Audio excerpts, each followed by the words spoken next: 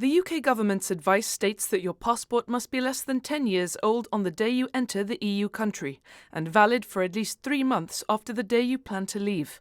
This is in line with the guidelines from the EU itself, although it's recommended that you actually ensure there's 6 months validity left on your passport from the date of arrival, since third country nationals can remain in Schengen for 90 days, and this longer requirement could be enforced by authorities.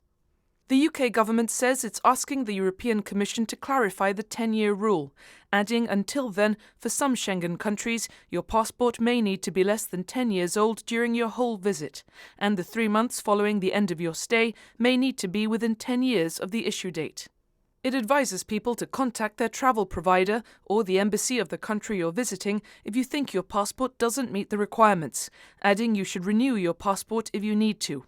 However, Sky News reports long processing times, with the Passport Office saying it's seeing unprecedented demand as travel recovers after the height of the pandemic.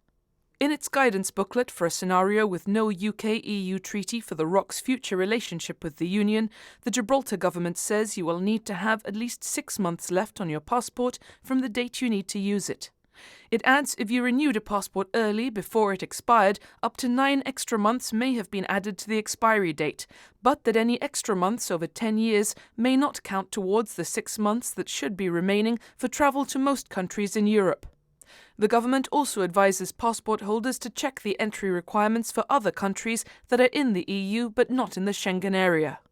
Meanwhile, although at the moment red ID card holders are exempt from having their passports stamped at the border, some may find it in their interest to ask for a stamp if they're travelling onwards to a country other than Spain. One Gibraltarian told GBC how the authorities in Germany question the lack of a Schengen entry stamp, being unfamiliar with the Gibraltar-specific bridging measures that exempted her from being stamped when first entering Schengen through Spain.